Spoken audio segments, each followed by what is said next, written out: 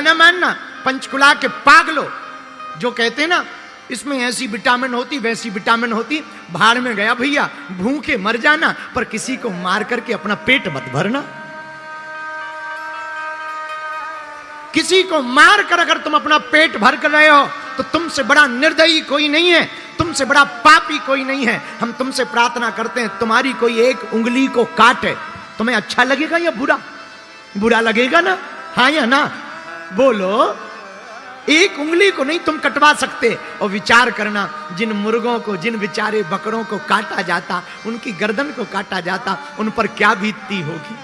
तुम अपने जीव के स्वाद के लिए जो पेट में जाके सब समान हो जाता, पता ही नहीं लगता क्या खाया, जीव के स्वाद के लिए तुम प्राण ले लेते हो, तुम जीने का अधिकार छीन लेते हो। अरे मेरे पागलो, तुम जिस चीज को जिंदा नहीं कर सकते हो उसे तुम्हें मारने का भी तो अधिकार नहीं है। और एक दिन मां श्रृंगार कर रही थी, बाल उलझे हुए थे, मां ने गोद में बैठाया। तुमने देखा होगा माताएं अपनी बेटियों को गोद में बैठा करके बालों को सुलझाती। मां गोद में बैठा करके बालों को सुलझा रही थी। बहुत से पशुएं लाए जा रहे थे, बड़े बड़े हिंसक जानवर। पशुओं को एक कमरे में बंद किया जा रहा था। सबरी ने पूछा, मां आज मेरा इतना श्रृंगार क्यों हो रहा, ये पशु क्यों आए हैं? मां ने कहा, बिटिया तेरा ब्याह है, तेरी शादी हो रही है और तुझे श्रृंगार इसलिए सजाया जा रहा ताकि तू पति को अच्छी लगे। और ये जो पशु मंगाए ना इसीलिए मंगाए हैं क्योंकि बारात आएगी तो निमंत्रण होगा, भंडारा होगा, तो कम से कम भोजन की व्यवस्था हो। इनको मार करके मांस से भोजन कराया जाएगा। सबरी को लगा ऐसा गृहस्थ जीवन किस काम का, ऐसा जीवन किस काम का जिसमें दूसरों को मार करके हमारा घर बसाया जाए। ऐसा जीवन किसी काम का नहीं है जिसमें दूसरों को। सबरी ने विचार किया, ये जीव मरेंगे मेरे विवाह में, भाड़ में गया ऐसा गृहस्थ, मुझे नहीं विवाह करना, मुझे नहीं शादी करनी। और रात के समय बारात आनी थी, रात को ही सबरी घर से भाग गई। भागते भागते जैसे ही जाने लगी सोचा मैं तो जा रही हूं, ये बेचारे जानवर बंधे हुए हैं, इनको थोड़ी देर में काटा जाएगा। दरवाजे खोल दिए, सब जानवर जंगल में भाग गए। भागते भागते जानवरों ने सबरी को आशीर्वाद दिया, जा जैसे मेरा बंधन खोला है तेरा परमात्मा बंधन खोलेगा। और सबरी वन में चली गई। पिता ने खूब खोजा पर पाया नहीं। रात के अंधेरे में बेचारी, पढ़ी लिखी तो थी नहीं, जाए कहां।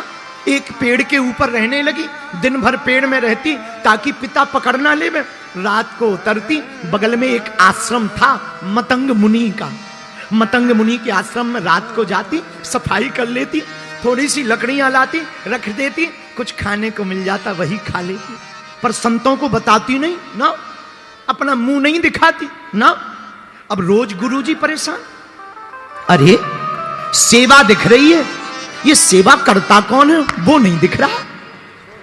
एक दिन रात भर विद्यार्थियों ने जाग कर देखा, चुपके से एक लड़की आती है, सफाई करती है, लीपा पोती कर जाती है, लकड़ियां रख जाती है। सुबह रात को ही सब विद्यार्थी पकड़ के ले गए गुरुजी के पास। बेटी तुम कौन हो?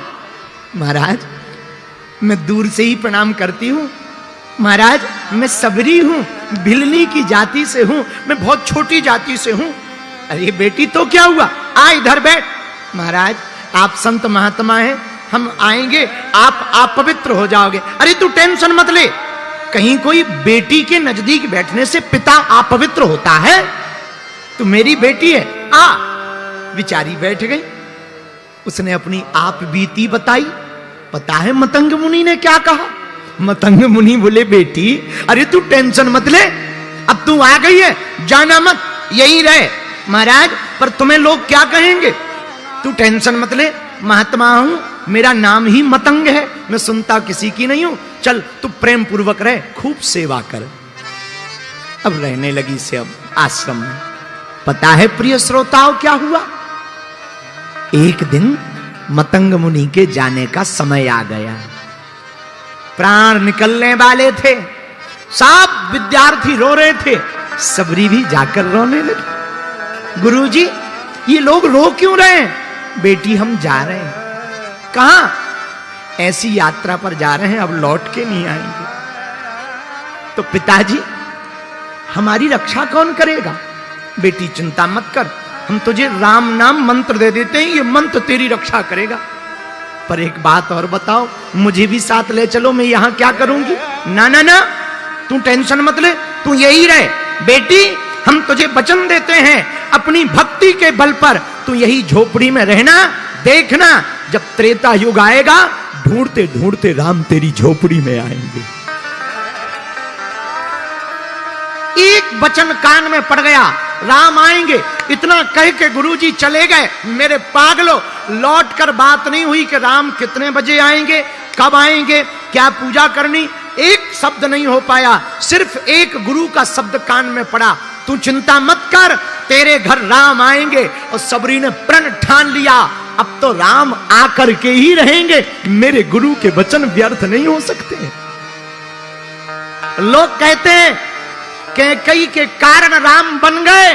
पंचकुला के पागलों, हमें तो लगता है सबरी के कारण राम को बनाना पड़ा। सबरी के सम्मान को बढ़ाने के लिए, सबरी की भक्ति को दृढ़ करने के लिए राम जी बना। मेरे पागलों, छोटी सी जाति की भिलनी राम की प्रिय हो गई, आज भक्तिमती माता हो गई। राम जी का चरित्र बिना सबरी के अधूरा है। और बुरा न मानना, राम जी बन गए इसलिए तो वो बन गए। राम जी बन गए इसलिए तो वो बन गए। और हम तो इतना कह सकते हैं, राम जी बड़े बड़ों के घर जाते, कोई कथा नहीं होती उनकी, सबरी के घर गए इसलिए राम जी की इतनी गाथा है। राम जी की गाथा का कारण ये है। तो हमने जो चौपाई ली, जा पर कृपा ता पर कृपा, राम जी की कृपा हुई सबरी पर। आज जगह जगह सबरी की चर्चा है। मेरे प्रिय श्रोताओं, इस कथा से यही सीखना है, अगर गुरु वचन दे दें तो फिर टलने वाला नहीं है। गुरु के वचन पर लेकिन भरोसा तुम्हें रखना पड़ेगा। अगर तुम डिग जाओगे तो कुछ ना पा पाओगे, अगर तुम टूट जाओगे तो तुम कुछ ना पा पाओगे। अगर तुम्हारा भरोसा अधूरा रहा कि गुरुजी ने कह तो दिया, होगा कि नहीं होगा, तो पक्का है नहीं होगा।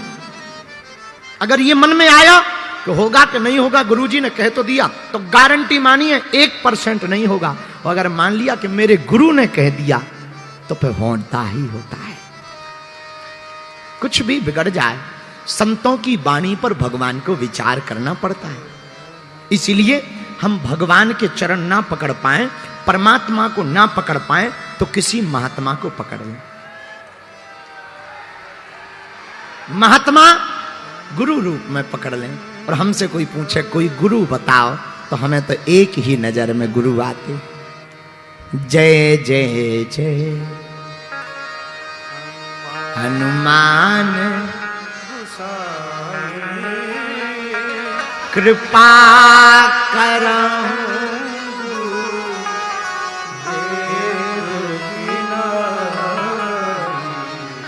जय जय जय हनुमान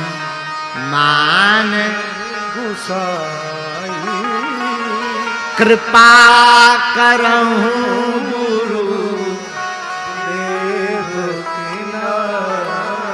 आप हनुमान जी के चरण पकड़ लो, पंचकुला के पागलो। हम तुम्हें वचन देकर के कहते हैं, व्यासपीठ से गारंटी के साथ कहते हैं, अगर तुमने हनुमान जी के चरण पकड़ लिए ना, तो तुम्हें राम जी के पास जाने की आवश्यकता नहीं है। राम को तुम्हारे पास लाने की जिम्मेवारी हनुमान जी की है। सुग्रीव गए थोड़ी हैं ना, राम जी आए हैं। विभीषण को कोई प्रयत्न थोड़ी करना पड़ा, राम जी ने अपनी, हनुमान जी ने अपनी गारंटी लगाई। भैया हनुमान जी ऐसे देवता, इसलिए तो हनुमान जी जैसा कौन होगा और देवता चित्तना पर हनुमत से सर्व सुख कर। लेकिन हम लोग इतने खतरनाक हैं, गुरु पे भरोसा नहीं करते, गधों पे कर लेते। हाँ, हम लोग गुरु पे भरोसा नहीं करते, लेकिन गधों पे जरूर कर लेते। एक हमारा चेला था पंचकुला में, अभी भी है, यहीं पंचकुला में रहता, नाम है चंगीलाल।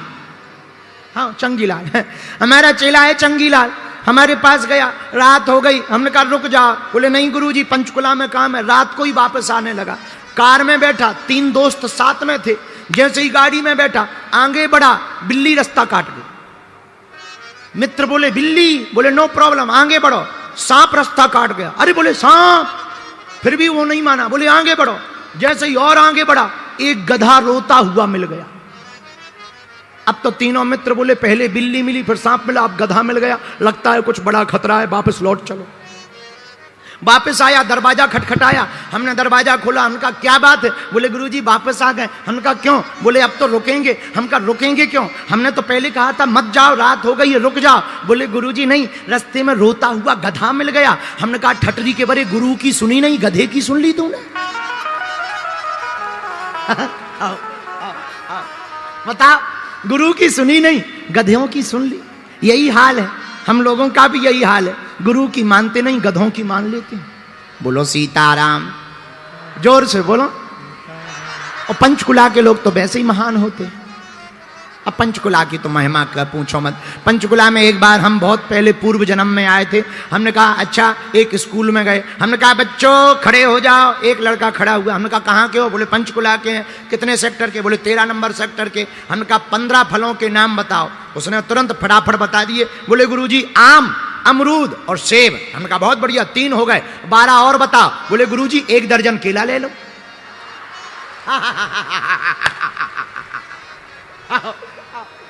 बोले 1 दर्जन केला ले लो। हमने कहा कहाँ के हो? बोले पंचकुला। हम कहा तो ठीक है फिर। हम कहा अब हम ले लेंगे, बैठो बैठो बैठो, आओ बैठो। उस दिन से हम समझ गए कि पंचकुला के लोग तो बड़े महान होते हैं, इनसे तो कोई जीत ही नहीं सकता। लेकिन भैया चौपाई बड़ी प्यारी।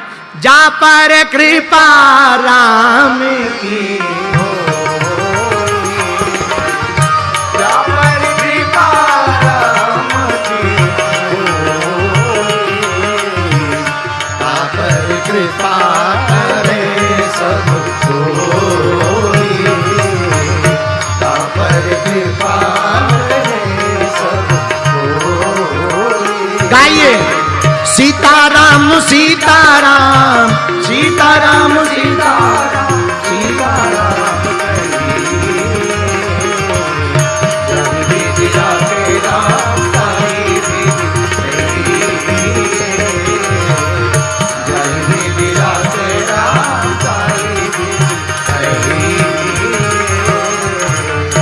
जैसे राम जी रखे वैसे ही रहना चाहिए। जा पर कृपा राम की होई, ता पर कृपा करें सब। लेकिन एक बात और पंचकुला के पागलों तुम्हें माननी पड़ेगी, राम जी की कृपा तो होगी पर बिना संघर्ष के नहीं होगी। संघर्ष तो करना पड़ेगा। राम जी जब स्वयं राम बनकर आए तो उन्हें भी संघर्ष करना पड़ा। तो जब राम के जीवन में संघर्ष था तो हम लोग तो आम हैं, हम लोगों के जीवन में तो हो गई होगा। लेकिन कोई संघर्ष को विफलता मान ले, ये मूर्खता है। संघर्ष तो सफलता की चाबी कहलाती है। संघर्ष सफलता की कुंजी है, चाबी है। संघर्षों से डरना नहीं चाहिए, भागना नहीं चाहिए, जागना चाहिए। जिंदगी जीना आसान नहीं होता, बिना संघर्ष के कोई महान नहीं होता। जब तक पड़ती नहीं है चोट हथौड़े की पत्थर पर, तब तक पत्थर भी भगवान नहीं होता है? जब तक पड़ती नहीं है चोट हथौड़े की पत्थर पर, तब तक पत्थर भी तो भगवान नहीं होता। एक घटना घटी, हम बिल्कुल सत्य घटना बता रहे हैं, आपको सुनकर आनंद आएगा। यही पंचकुला में हमारा एक चेला रहता है चंगीलाल। बहुत सुंदर मूर्ति बनाता, मूर्ति पत्थर की बनाता। एक दिन एक विशाल पत्थर लेकर आया, हथौड़ा लिया, छेनी ली, पीटने लगा, मूर्ति बनाने लगा। एक मंदिर में मूर्ति जानी थी, पत्थर रोने लगा, क्योंकि पत्थर भी हरियाणा का था। रोने लगा, मत मारो मत मारो मत मारो। जैसे ही छेनी रखे हथौड़ा में, मत मारो मत मारो। तो मूर्तिकार ने कहा भाई रो क्यों रहे हो? हमें चोट लग रही है, हमें चोट लग, हमें मत मारो। हमें मूर्ति नहीं बनना, हमें नहीं भगवान बनना, मत मारो। मूर्तिकार ने कहा मत बनो भैया। उस पत्थर को एक तरफ रख दिया, दूसरा पत्थर लाया, वो दर्द सहता रहा, रोता रहा, आंसू पहुंचता रहा और बड़ा विशाल पत्थर धीरे धीरे मूर्ति बन गया। एक गांव का आदमी आया, मंदिर के लिए मूर्ति ले जाने आया। सुंदर मूर्ति को देख करके बोला, उसका मन डोला, ये मूर्ति हमको दे दीजिए। तो मूर्तिकार ने कहा निछावर 500 रुपया दीजिए। मूर्तिकार चंगी लाल ने 500 रुपया निछावर ले ली, मूर्ति दे दी। वो जैसे ही मूर्ति ले जाने लगा तब तक उसकी नजर उस पत्थर पर पड़ी जो बेकार डला हुआ था। बोले बुरा ना माने, 10 रुपया एक्स्ट्रा ले लो, ये पत्थर कोई काम का है? बोले कोई काम का नहीं है, भयंकर दर्द वाला है, बहुत कमजोर है, भयंकर आलसी है, क्योंकि पंचकुला का है। तो बोले करें क्या? बोले इसको ले जाओ। क्या 10 रुपया में दे सकते हो? बोले ले जाओ। तो तुरंत उस गांव के आदमी ने वो पत्थर भी ले लिया, मूर्ति तो मंदिर में रख दी, वो पत्थर मंदिर के बाहर रख दिया, ऊपर बोर्ड टांग दिया, नारियल यहां फोड़े।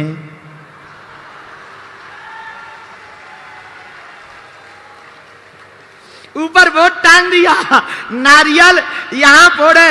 तो जो पत्थर दर्द सह गया वो तो जीवन भर पुजता रहा, और जो दर्द नहीं सह पाया वो दे पटाक दर्द भी सहता रहा, और जिंदगी भी उसने बेकार कर ली। ये हनुमान जी का सूत्र है।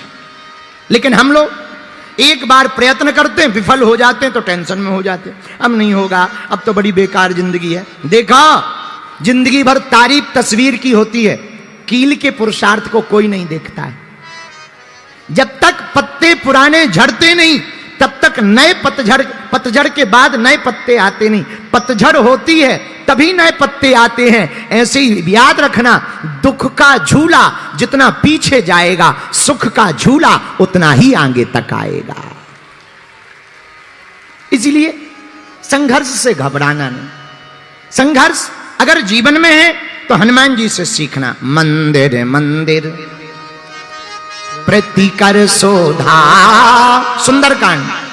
मंदिर मंदिर प्रतिकर शोधा। हनुमान जी मंदिर मंदिर गए, देखे जहां तहां अग्नित जोधा।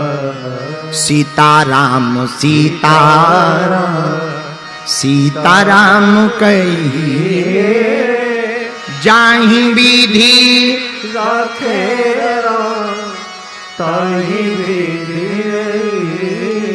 जब घर घर हनुमान जी गए, कहूं ना देखी जानकी माता को, कहीं देखा नहीं, कहीं पाया नहीं। हनुमान जी थोड़े निराश भय। किसी स्त्री को देखें, लगे ये जानकी माता है। रावण के भवन में गए शयन किए, देखा कपिदेही।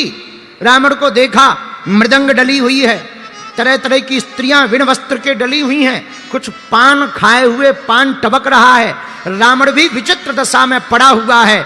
लगता है रात भर रावण मद पान में मस्त रहा और स्त्रियों के साथ भोग विलासता के साथ साथ गीत संगीत में मस्त रहा। ऐसी स्थिति में भी हनुमान जी को देखा। तब तक एक सुंदर स्त्री के ऊपर नजर पड़ी हनुमान जी की। आहा, हनुमान जी को लगा यही है माता जानकी। लेकिन हाव भाव देखा, मुख रावण की तरफ देखा तो हनुमान जी तुरंत सावधान हो गए, ये नहीं हो सकती, हमारी मां ऐसी नहीं है। हमारी मां कितनी भी विपरीत परिस्थिति में रहे पर रावण की तरफ मुख नहीं कर सकती। हमारी मां तो प्रभु श्री राम की तरफ ही मुख रख सकती है। पर इतनी सुंदरी कौन है? इतनी सुंदरी तो एक ही है। लगता है ये मंदोदरी है। अच्छा, अरे आज तो बड़ा बुरा हुआ, पाप हो गया, हमने निर्वस्त्र स्त्रियों को देख लिया। हनुमान जी सोच रहे हैं, हमने निर्वस्त्र स्त्रियों को देख लिया, लगता है हमने बड़ा पाप कर दिया। हम ब्रह्मचारी, हमारा लगता है ब्रह्मचर्य खंडित हो गया है, शायद हमारे तप के ऊपर उंगली उठ गई है। हनुमान जी ने सोचा इससे अच्छा तो मर जाना चाहिए। ना जानकी जी मिली, ऊपर से ऐसी स्थिति में स्त्रियों को देख लिया, अब तो मर जाना ही ठीक होगा। तुरंत अपने बाह को उठाया और जैसे ही मारने लगे तो मन में प्रेरणा आई, नहीं, मरना नहीं। क्यों? अभी राम काज करना।